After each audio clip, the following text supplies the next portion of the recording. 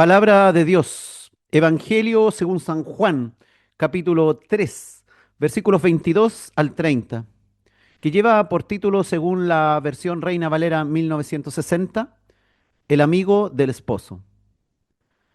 Dice la palabra de Dios, en el nombre del Señor Jesús. Después de esto vino Jesús con sus discípulos a la tierra de Judea y estuvo allí con ellos y bautizaba. Juan bautizaba también en Enón, junto a Salim, porque había allí muchas aguas, y venían y eran bautizados, porque Juan no había sido aún encarcelado. Entonces hubo discusión entre los discípulos de Juan y los judíos acerca de la purificación.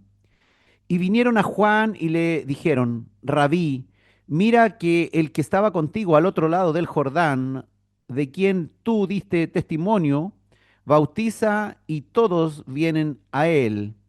Respondió Juan y dijo, no puede el hombre recibir nada si no le fuere dado del cielo.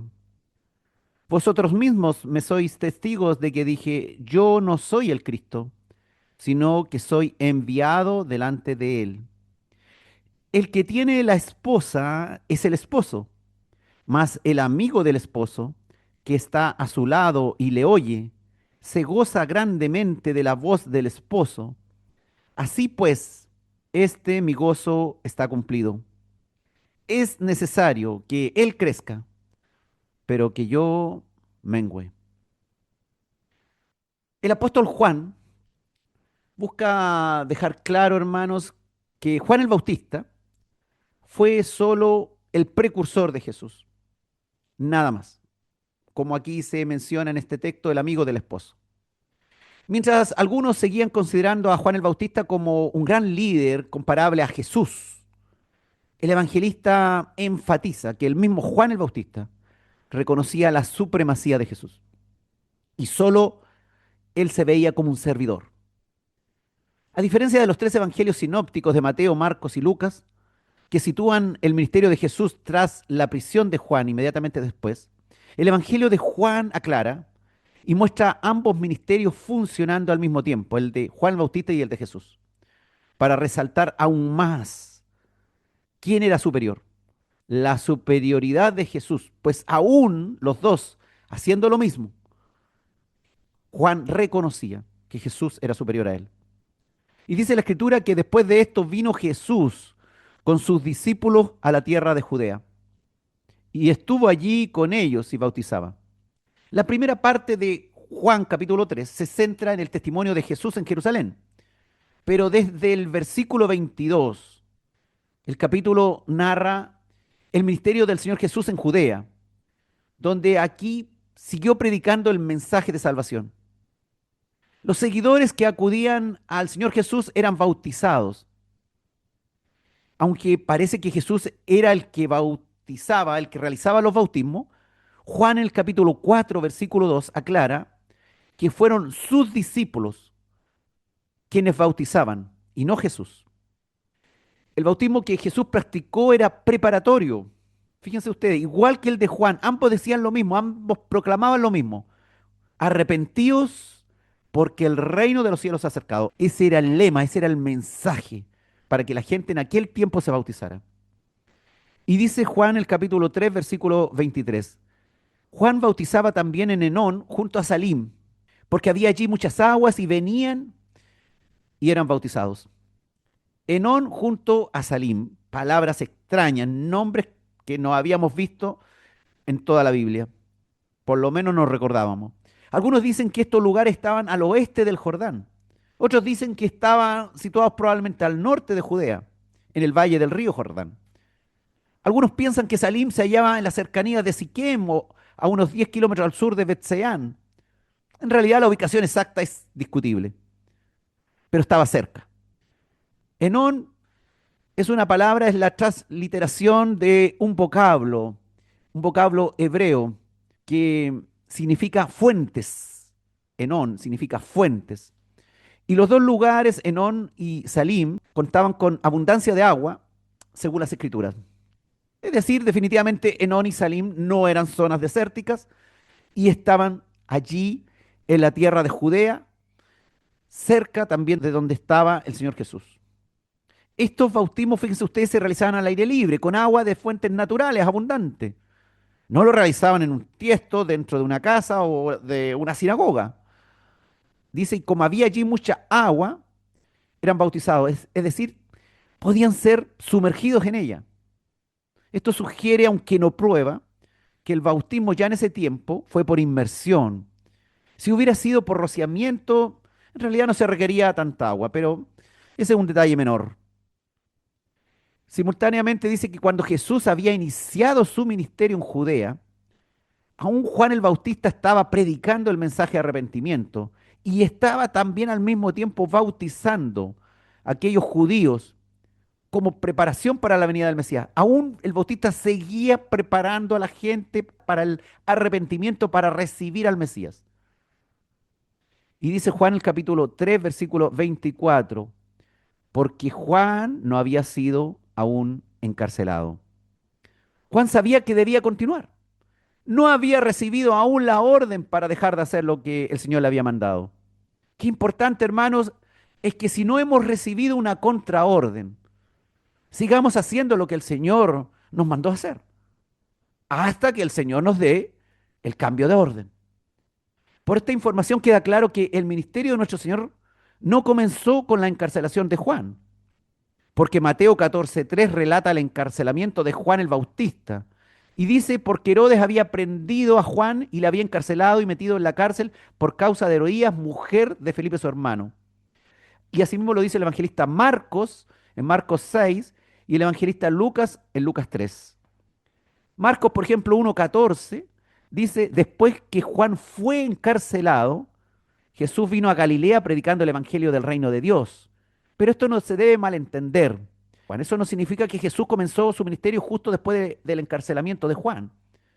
Sencillamente Marcos dice que después que Juan el Bautista fue encarcelado, Jesús vino a Galilea predicando el evangelio. Pero por el evangelio de Juan, sabemos que ya Jesús había comenzado su ministerio e incluso bautizaba, sus discípulos bautizaban allí en Judea. Este texto entonces que hoy analizamos dice claramente que mientras Juan el Bautista aún gozaba de libertad, es decir, antes de ser encarcelado, bautizaba al mismo tiempo que Jesús y sus discípulos. Mateo, por ejemplo, Mateo 4, del 1 al 11, describe las tres tentaciones de Jesús y dice en el versículo siguiente, en el 12, cuando Jesús oyó que Juan estaba preso, volvió a Galilea. Lo dice igual que Marcos. Pero Jesús ya había comenzado su ministerio en Judea. Y después que el Bautista fue encarcelado, regresó a Galilea para seguir con su ministerio en aquella provincia. El texto que vemos hoy ocurrió entre Mateo 4:11 y Mateo 4:12. Es decir, después de la tentación en el desierto, pero antes del encarcelamiento de Juan, al contemplar estos cuatro evangelios podemos tener una idea más precisa de secuencia de eventos. También este texto muestra cómo el ministerio de Juan el Bautista no cesó después de bautizar a Jesús, sino que siguió bautizando para seguir llamando a la gente al arrepentimiento. Siguió trabajando, siguió preparándola para recibir al Mesías. Esa es la orden. Si nosotros recibimos una orden del Señor, debemos seguir trabajando hasta que recibamos la contraorden. Por su parte, el Señor Jesús, después de ser bautizado, con sus discípulos estuvieron en Judea, como dice Juan, cerca del Bautista, llamando gente al arrepentimiento, porque el reino de Dios se había acercado a ellos, justamente con la llegada de su rey, el Mesías esperado. Y dice Juan, el capítulo 3, versículo 25. Entonces hubo discusión entre los discípulos de Juan y los judíos acerca de la purificación. Hubo discusión. ¿Y qué ocurrió ahí? Ignoramos los detalles de esta discusión. Lo que diremos son más bien especulaciones sobre la disputa entre los judíos y los discípulos de Juan. Normalmente sabemos que los judíos nunca se bautizaban, solo lo hacían los prosélitos, aquellos extranjeros que se convertían al judaísmo. A ellos los bautizaban. Por tanto, según los judíos, celosos de sus tradiciones, se oponían a los discípulos de Juan en cuanto a que no les parecía correcto que los judíos se bautizaran arrepentidos de sus pecados para volverse puros, pues los judíos ya se creían puros por ser descendientes de Abraham, Isaac y Jacob.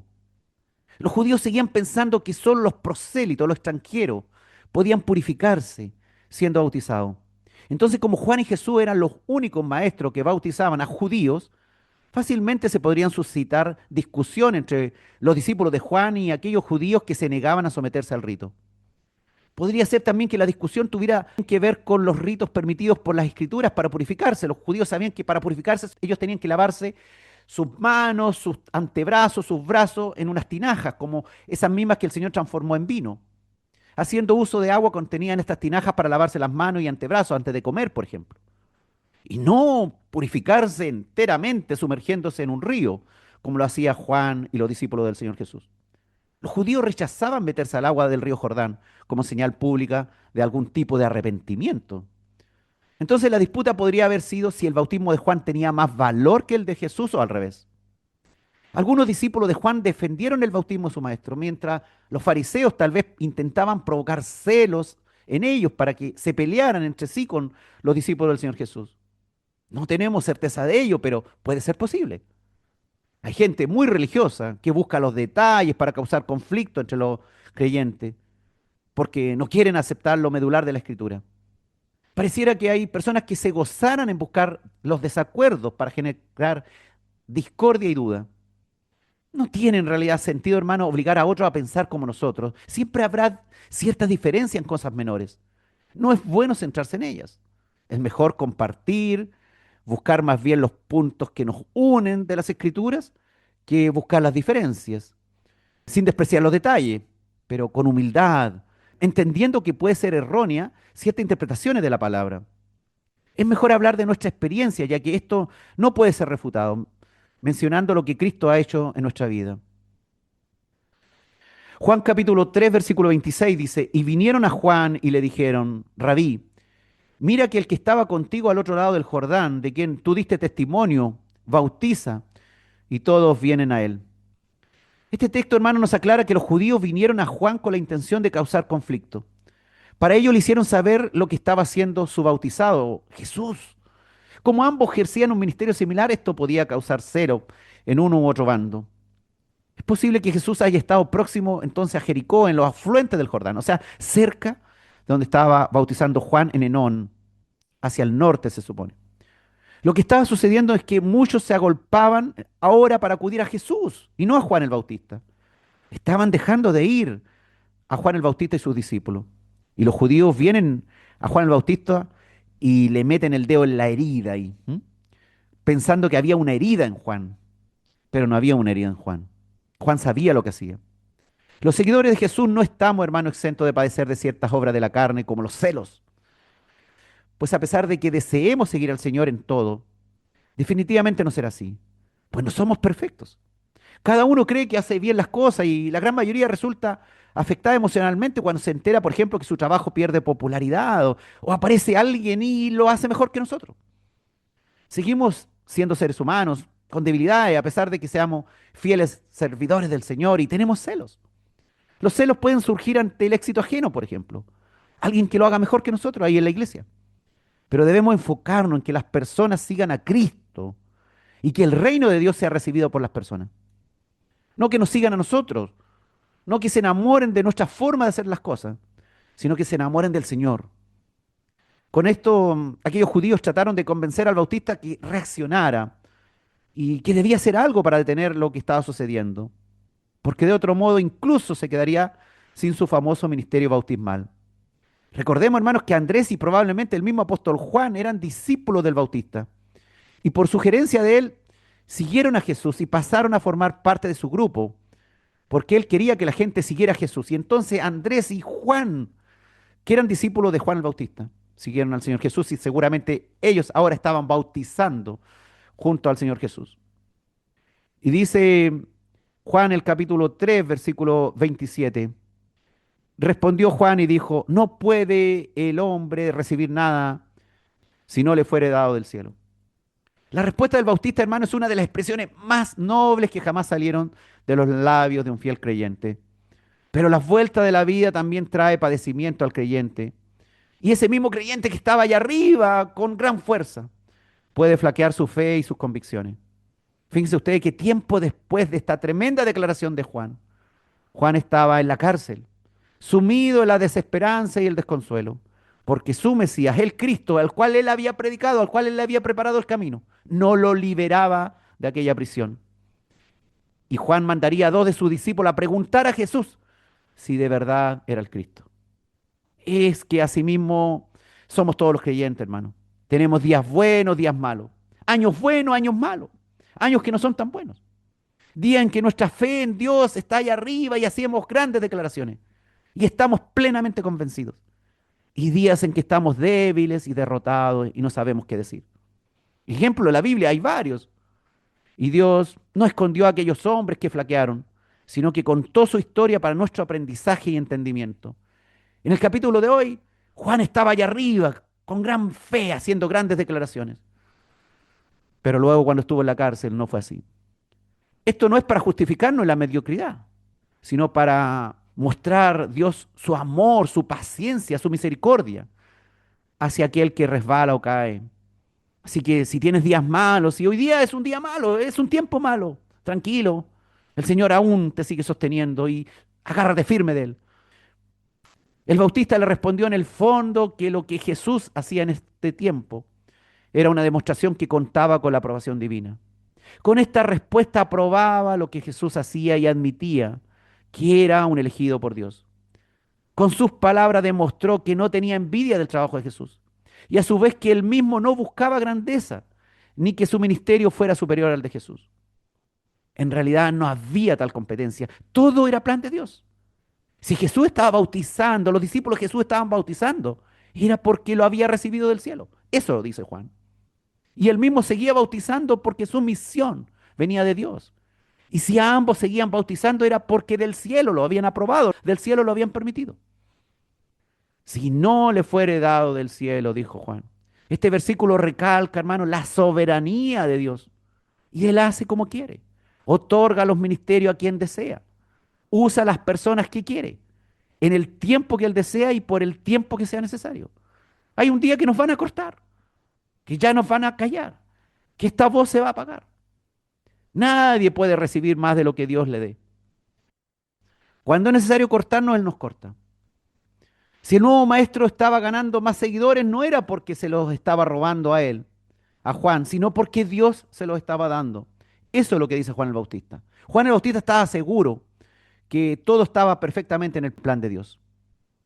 A lo largo de la historia del cristianismo, hermanos, muchos han justificado falsamente su falso ministerio, diciendo, por ejemplo, usando este versículo, diciendo que le fue otorgado desde el cielo. Pero no todo el que dice que me fue otorgado del cielo es que le fue otorgado desde el cielo. Cuando a la verdad los frutos observados es los que tenemos que poner atención. Cuando los frutos observados distan mucho de formar parte de alguna obra de Dios, podemos entender que alguien utilizó este texto, es decir, que le fue dado del cielo, como una excusa. La verdad, cualquiera puede invocar esto y decir, yo hago tal o cual cosa porque me fue dada desde el cielo. Cualquier persona puede poner esto como fundamento. Muchos pueden creer, sobre todo si conocen este texto. Hay que tener cuidado.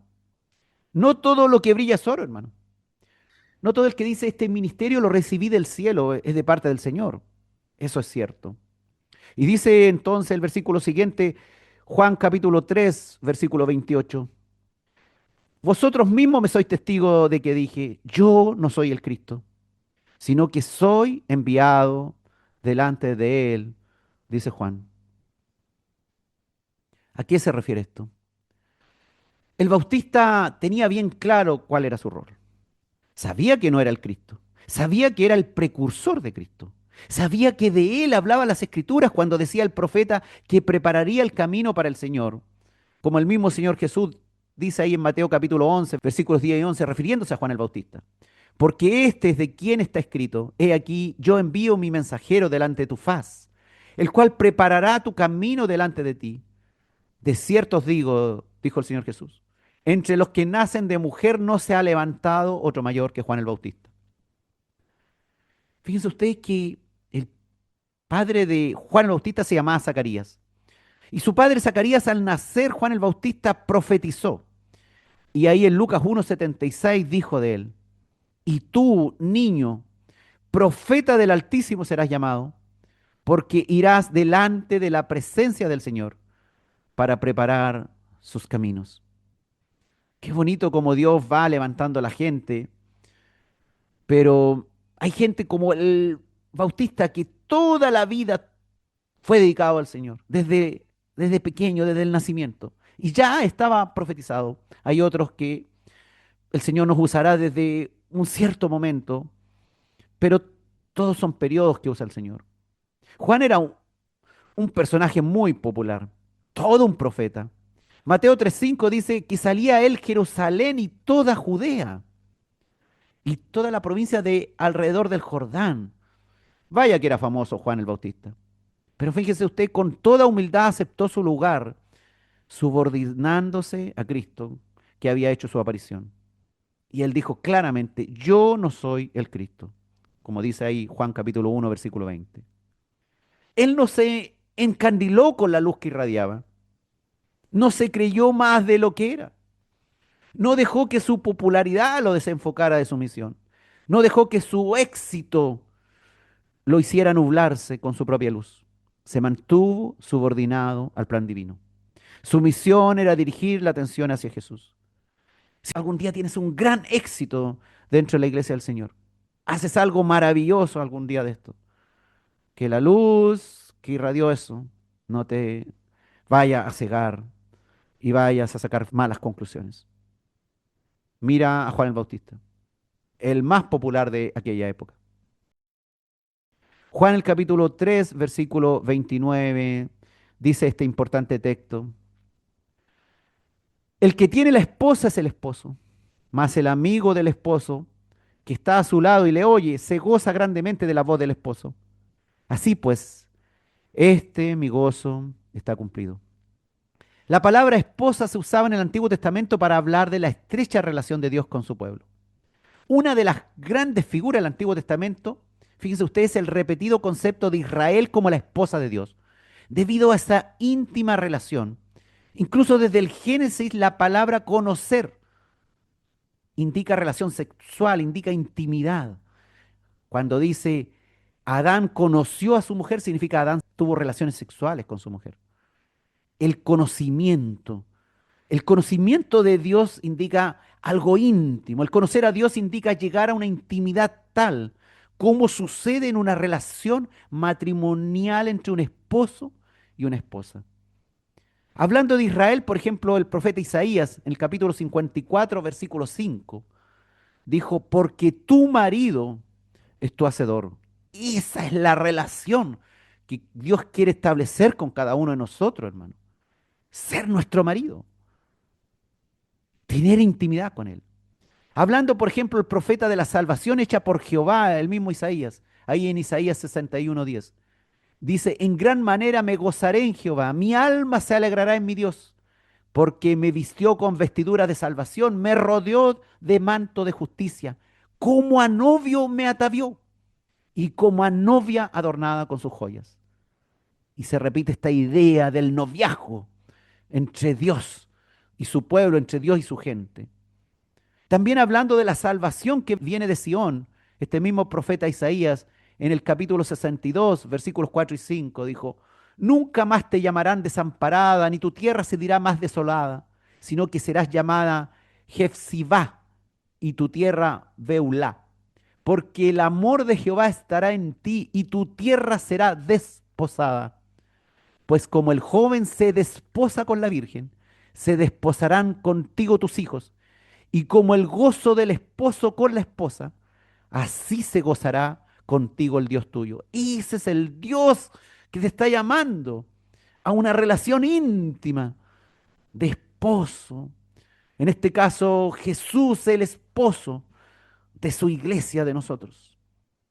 Y hablando de Israel, el otro profeta, Jeremías, dice en Jeremías 2:2, anda y clama a los oídos de Jerusalén diciendo, así dice Jehová, me he acordado de ti, de la fidelidad de tu juventud, del amor de tu desposorio, cuando andabas en pos de mí en el desierto, en tierra no sembrada.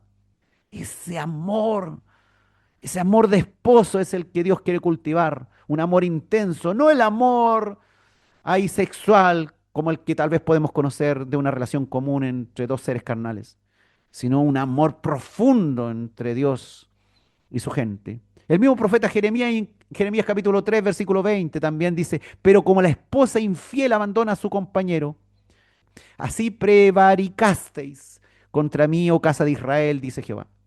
Como la esposa infiel, cuando Israel, cuando los creyentes también abandonan a su compañero. Y hablando de Israel, el profeta Osea, ahí en Oseas capítulo 2, versículo 19, 20, está idea repetida. Y te desposaré conmigo para siempre, dice el Señor. Te desposaré conmigo en justicia, juicio, benignidad y misericordia. Y te desposaré conmigo en fidelidad y conocerás a Jehová. Por lo tanto, todos estos textos los conocía Juan el Bautista. Juan el Bautista sabía que él no era el esposo, sino el amigo del esposo. Hermanos, sabemos que la regla es que la esposa pertenece al esposo, no al amigo del esposo. Ambos llegan a ser una sola carne, el esposo y la esposa. Esto para ilustrar el grado de comunión e intimidad entre el marido y la mujer. Así también esto se prolonga, esta idea del Antiguo Testamento se prolonga en el Nuevo Testamento, para hablar entre Cristo primeramente como el novio y luego como el esposo, y la iglesia primeramente como la novia y luego como la esposa. Fíjese en lo que dice Efesios capítulo 5, versículos 24 al 25, hablando que la iglesia es la esposa de Cristo. Así como la iglesia está sujeta a Cristo, así también las casadas lo estén a sus maridos en todo. Maridos, amad a vuestras mujeres así como Cristo amó a la iglesia y se entregó a sí mismo por ella, en una relación matrimonial entre Cristo y su iglesia. Esto nos debe dar paz porque claramente el Señor como esposo va a querer lo mejor para su esposa. Va a querer lo mejor para nosotros, que formamos parte de su esposa. Segunda de Corintios capítulo 11, versículo 2 dice, porque os celo con celo de Dios, pues os he desposado con un solo esposo, para presentarnos como una virgen pura a Cristo. Aquí habla del celo normal que existe entre los esposos y la necesidad de fidelidad en la unión. Eso es lo que quiere el Señor. Que seas fiel, que seamos fiel. La tan difícil fidelidad con Dios. Y hablando de la boda del Cordero con su iglesia rescatada, ahí en el Apocalipsis hay varios textos. Apocalipsis 19:7, por ejemplo, dice, gocémonos y alegremos y demos gloria porque han llegado las bodas del Cordero y su esposa se ha preparado. Algún día vamos a estar ahí, gloria al Señor, por la obra de Cristo, no por mérito alguno de nosotros. Algún día estaremos ahí, en las bodas del Cordero. Dice Apocalipsis 21:2, y yo, Juan, vi la santa ciudad, la nueva Jerusalén, descender del cielo de Dios, dispuesta como una esposa ataviada para su marido. La iglesia de Dios, la nueva Jerusalén, la gran ciudad, la nueva creación de Dios, como esposa ataviada para su marido. Y dice también, ahí el Apocalipsis 22:17, y el espíritu y la esposa dicen, en la etapa final de la Biblia, ven. Y el que oye diga, ven, y el que tiene sed, venga, y el que quiera, tome del agua de la vida gratuitamente. ¿Y quién lo dice? El espíritu y la esposa. Hermanos, cuando Israel también se apartaba tras dioses extraños, era como si fuera infiel al vínculo matrimonial, como si fornicara con un amante. Por ejemplo, en el Deuteronomio 31:16, y dice, Jehová dijo a Moisés, he aquí tú vas a dormir con tus padres y este pueblo se levantará y fornicará tras los dioses ajenos de la tierra donde vas a estar en medio de ella. Y me dejará e invalidará mi pacto que he concertado con él. Siempre hay una idea, una relación entre la relación matrimonial, entre la relación sexual, el conocer, el conocimiento, esa intimidad que nosotros vemos en nuestra vida marital o en nuestra vida sexual, sentimental. Ese nivel de intimidad es lo que Dios quiere con nosotros. Juan el Bautista sabía que la esposa no era de él, sino de Cristo. Por eso él dijo, el que tiene la esposa es el esposo. Jesús en otro pasaje se refiere a él mismo como el esposo y a sus discípulos como su esposa.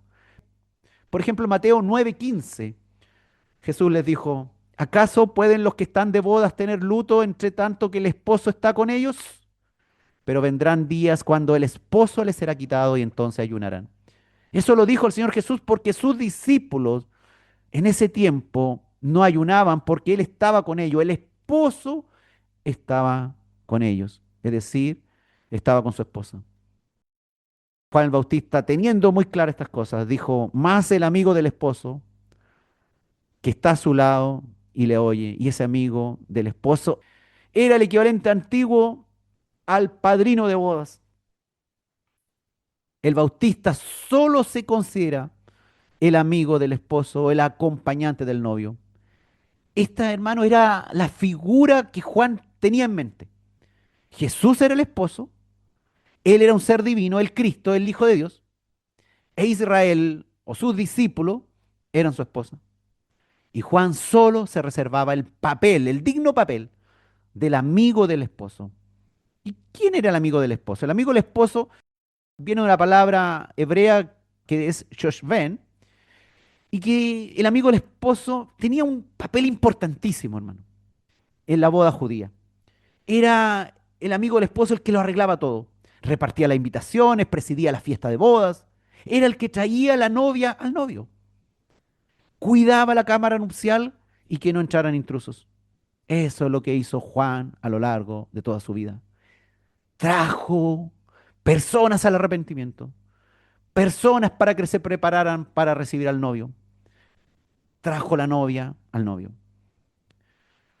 Y dijo Juan, se goza grandemente de la voz del esposo, así pues este mi gozo está cumplido. Juan sabía que había hecho la labor.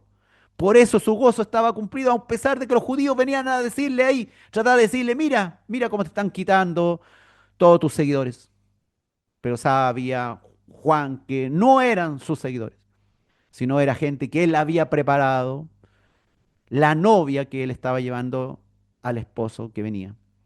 Solo cuando oía y reconocía la voz del esposo en la oscuridad, el amigo del esposo le abría la cámara nupcial para que entrara este esposo. Y en ese momento, ese amigo del esposo, según las bodas judías, se retiraba gozoso cuando había cumplido su trabajo y los esposos ya estaban juntos. No era una labor realizada de mala gana. No le entraba la envidia al amigo del esposo después que juntaba a los dos. Pues era un honor el introducir la novia al novio y dejarlo en la cámara nupcial solitos. El mayor deleite de este amigo, según la boda judía, era observar que la ceremonia se realizara sin inconveniente. Y terminada esta función, el amigo del esposo se retiraba gozoso por su éxito. En lugar de ser envidioso, Juan se consideraba gozoso, se gozaba grandemente al ver el progreso del ministerio de Jesús, el cual reconoce como el esposo. Hermano, las personas debían seguir a Jesús, pues la esposa representa a quienes serían sus discípulos. En este pasaje de Juan, la esposa no se refiere exactamente a Israel ni a la iglesia, que aún no había sido formada, sino a quienes dejaron a Juan para seguir al Mesías. Y a toda esa gente que Juan la llevó al arrepentimiento y se bautizaron con él para luego seguir a Jesús, al esposo. Juan aceptaba perder seguidores, ya que él se alegraba al escuchar la voz del esposo. Él sabía que era el amigo del esposo, sabía que él disfrutaba conjuntar al esposo y a la esposa en esa cámara nupcial. Él disfrutaba que Jesús recibiera toda la atención. Su gozo era completo cuando Cristo estaba siendo honrado con las personas que le seguían.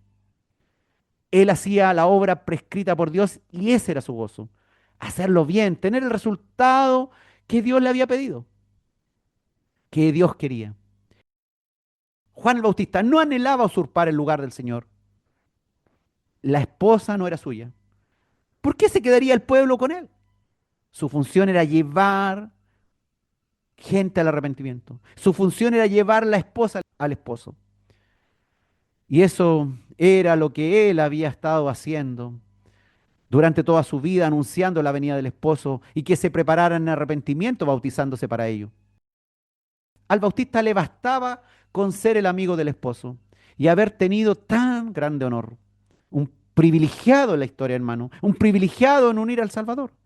Y a los que vino él a buscar y a salvar, y gozándose con gozo indecible.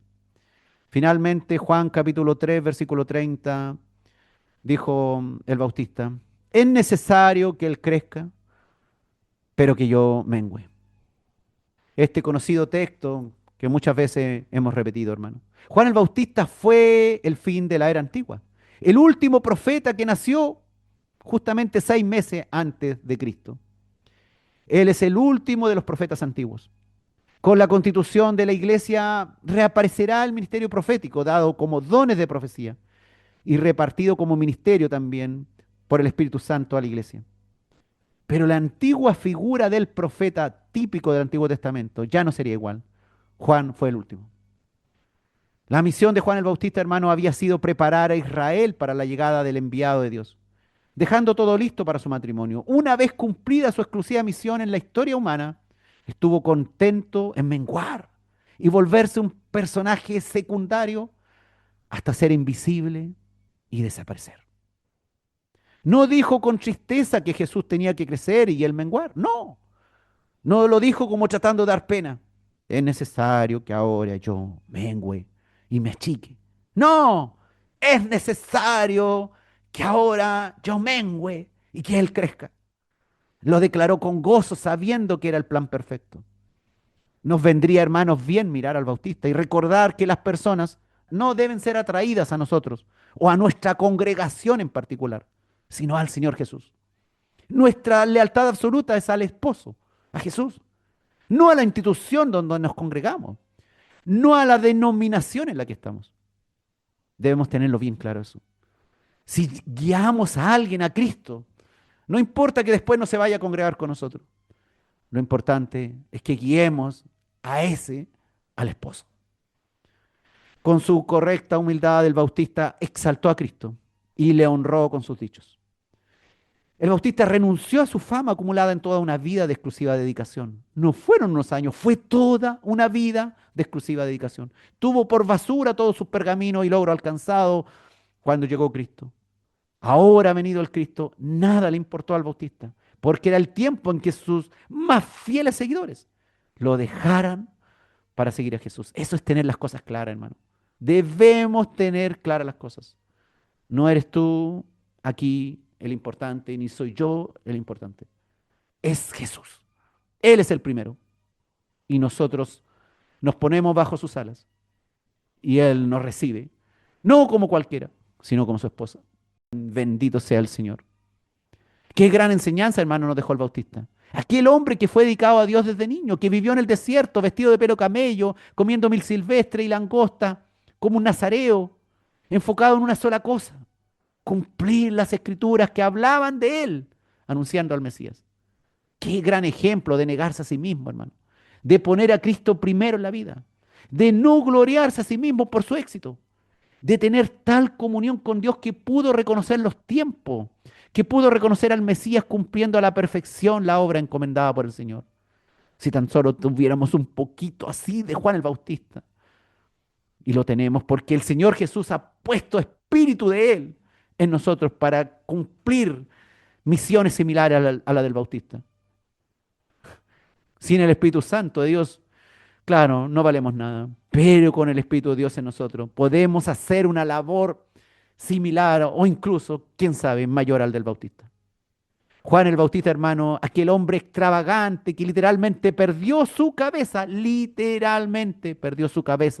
por amor a Cristo. Es el que hoy día nos deja ejemplo. Aquel hombre lleno de la libertad del desierto, vivía ahí libre en el desierto. Murió prisionero, solitario en una celda, sin todos aquellos muchos seguidores que le aclamaban, que lo vitoreaban, que lo admiraban. Así puede ser la vida de un creyente. No tenemos asegurada la prosperidad ni física, ni material, ni de ningún tipo. Lo que tenemos asegurada es un lugar en las moradas eternas, por la honra, por la gloria, por el trabajo hecho por nuestro Salvador. El Bautista fue un hombre valiente, que en nuestros días sería considerado un loco, como alguien en condición de calle tal vez, un pordiosero, un fanático de Dios, dirían otros, que no acumuló riquezas materiales, que no se sentó a mesas con abundancia de comida, ni que tuvo hijos ni mujer, pero que preparó el camino para el Señor, enderezó las veredas torcidas, llamó a pecadores al arrepentimiento y fue el amigo del esposo que se gozó, que preparó todo para que el Cristo entrara en escena. Y cuando el Cristo entró en escena, él menguó y se gozó en ello, porque ahora había hecho la unión, había provocado esa unión de Cristo con las personas que había venido a salvar. Hermano, es importante que los líderes cristianos y toda autoridad de la iglesia se someta completamente al ordenamiento de Cristo por sobre su propio éxito ministerial. Es inútil seguir ostentando el éxito personal por sobre el éxito de Dios. Absurdo. Siempre decimos toda la gloria sea para Jesús, pero pareciera que muchos luego sienten nostalgia cuando su fama alcanzada se ha desvanecido por mandato divino, porque ya están viejos y ya no pueden salir por las calles o hacer el trabajo que antes hacían. Todo siervo del Señor debe tener esa actitud humilde, sabiendo que el trabajo que hizo dio fruto. Gozarse en que estuvo allí haciendo el trabajo correcto y que ahora tal vez está menguando.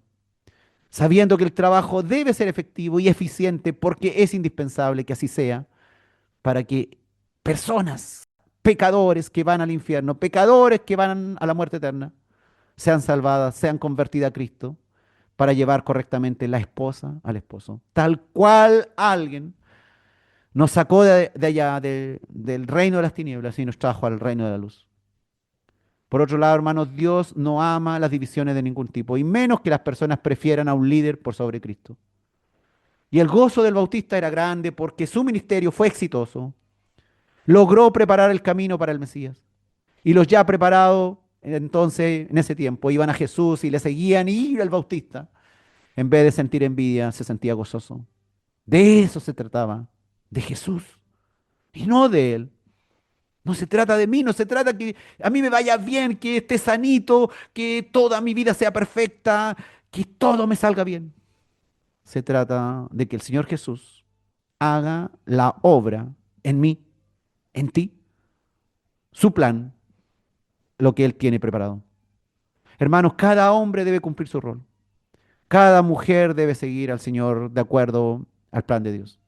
Una vez cumplida la misión, debe permitir que Dios siga guiando el trabajo según los criterios de Dios, no según nuestros criterios. Puede ser que el dolor, la enfermedad, sea parte del plan de Dios. ¿No nos gusta? No. A mí tampoco me gusta. Pero puede ser que el plan sea ese. El Bautista no vivió en un palacio, vivió en un desierto. No se sirvió grandes manjares. Comía miel silvestre y langosta. Sufrió carencias económicas de todo tipo. De seguro pasó hambre y frío. Hermanos, si Dios nos pone ese camino, debemos seguirlo. Si Él nos saca y pone a otro en nuestro lugar, aunque no esté yendo súper bien, pero el Señor nos saca, no queda más que seguir agradecido por el honor otorgado. Y en silencio ceder gustosamente al que viene detrás de nosotros a continuar con los planes de Dios. Si ya no es tu tiempo de victoria y ya es un tiempo de estar ahí en un lugar más secundario, y es plan de Dios, no por pereza, no por negligencia tuya, sino por plan de Dios. Es necesario menguar según el plan de Dios. Tú no sabes los planes del Señor. ¿Cómo has de oponerte a los planes de Dios si no tienes la mente de Dios? Y Él no necesita tus consejos. Eres tú quien necesita ser guiado. El buey joven es el que debe ser guiado por Cristo, enyugado con Él, porque Él es el que sabe hacer el trabajo. No es Dios siendo tu copiloto, escúchame bien, no es Dios siendo tu copiloto, sino que es Él siendo el piloto. No es Él siguiendo tus pasos, sino que tú siguiendo los pasos suyos. No es Él que está subyugado a ti, sino que tú a Él. No eres tú dando instrucciones a Dios y diciendo lo que Él debe hacer, que Él debe sanar, que Él debe mover, que Él debe hacer esto. No es declarando tú bendiciones y prosperidad, es sometiéndote al plan de Dios. Eres tú recibiendo las instrucciones de Dios para entender lo que te manda hacer por el tiempo que te manda hacer. Eres administrador y mayordomo de los bienes de Dios. Solo eso. No eres el dueño de los bienes de Dios. Hermanos, con la mengua de su ministerio dejó de ocupar su lugar de preeminencia. A pesar del hecho de que Juan el Bautista gozó de fama en gran parte de Israel y recibió la aceptación generalizada por parte de las personas comunes en el territorio allí de Israel, así como entre los desterrados sociales, su labor no fue aceptada por todos, definitivamente. El Bautista, a pesar de todo el éxito en el pueblo, fue rechazado, en especial por los líderes religiosos de Israel, pues el Bautista les llamaba generación de víboras. Ahí en Mateo capítulo 3, versículo 7, dice que al ver él que muchos de los fariseos y de los saduceos venían a su bautismo, el Bautista les decía, generación de víboras, ¿quién os enseñó a huir de la ira venidera? Mira cómo recibía el Bautista a los que venían a él. A no todos les sobaba el lomo, a no todos los abrazaban, sino que sencillamente declaraba la palabra que Dios ponía en su boca. Tampoco fue aceptado por Herodes el tetrarca ni su familia real, el cual al final terminó encarcelándole y mandó a cortar su cabeza. Hermanos, como muchos cristianos en nuestros días, Juan podría haberse dado por ofendido cuando era tiempo de menguar. Claro que sí. Hoy, Señor, he tenido tanto éxito, me he dedicado toda la vida a ti, ¿cómo me vienes a dejar en estas condiciones? ¿Cómo seguro algo pensó cuando estuvo en la cárcel ahí, encerrado por días? Él podría haberse convertido en un rebelde a Dios o salir huyendo de su misión cuando vio que Cristo le estaba quitando sus seguidores. No le estaba quitando, eran de Cristo. Él los tenía prestados por un tiempo. Como muchos lo han hecho en la historia de la iglesia, que han salido huyendo de su misión. Nos ahorraríamos, hermano, un montón de resentimiento y de frustración si nos diéramos cuenta que hay ciertas cosas que no nos corresponden, que hay límites en nuestro actuar, que aceptáramos de corazón los designios divinos, aunque nos parezcan injustos, aunque te parezca injusta la situación en la que estás viviendo. Si estás dentro del plan divino, gózate en el Señor. El hacer incluso algo secundario para el Señor lo convierte en una gran tarea, hermano. ¿Te parece que tu vida no ha sido un gran aporte a Dios? Bueno, si ha estado en la voluntad de Dios, aunque haya sido algo secundario, lo convierte en una gran tarea. Todo servicio cuenta igual para Dios. Cualquier cosa que se hace para Dios es grande por naturaleza, si viene de Dios. Cada misionero debe saber que su tiempo puede acabar antes de lo que él piensa. Hermanos, si hoy fuera mi última enseñanza, si Dios esta semana cerrara mis labios y callara mi voz, solo yo debiera dar gracias a Dios y alabarle, porque me ha usado durante tiempo para ayudar a muchos a que lleguen a sus pies. Porque yo no soy el esposo, sino que también soy algo así como el amigo del esposo, el que quiero llevar gente al esposo, unir a la esposa con el esposo. Si hoy fuera el día de menguar en la obra realizada por ti, si hoy fuera tu último día sirviendo de manera en que lo has hecho en el último tiempo, incluso si has tenido éxito en el último tiempo en el plan de Dios, igual debieras adorar a Dios.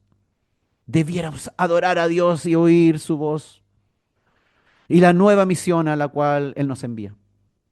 Porque no se trata de nosotros, sino de Jesús. Aunque nos duela como individuos, pero no se trata de mí, sino de Él. Si hoy día fuera mi último día y Dios cortara mis pasos, gloria a Dios, porque el Señor me trajo hasta aquí. Gracias, Padre, porque cuando nos empiezan a pasar cosas malas, a veces la gente se burla de nosotros. O nos dicen, antes usted era mejor. O a veces nos ponemos a mirar nuestra vida y estamos viejos y decimos, yo antes hacía esto otro. Y llevamos 10 años repitiendo las cosas buenas que hacíamos antes y que ya no las hacemos. Tal vez llegó el tiempo de menguar. Señor, ayúdanos a pensar en eso. No porque pensemos que hemos estado pasando malas cosas o hemos estado débiles, significa que Es solo menguar, es parte de tu plan. Señor, ayúdanos a entender si nuestras deficiencias que hoy tenemos, o el enfriamiento que estamos pasando, la tibieza que tenemos. Ayúdanos a entender si es plan tuyo o solamente es negligencia nuestra. Señor, necesitamos tu dirección, tu ayuda cuando vienen esos tiempos en que nos sentimos que estamos menguando. Ayúdanos a menguar en el momento que corresponda y no por nuestra debilidad humana, no por pereza, no por falta de dedicación, no por negligencia. Padre, ayúdanos. Necesitamos de ti. Tú eres nuestro esposo, el que nos cuidará por siempre. En el nombre del Señor Jesús.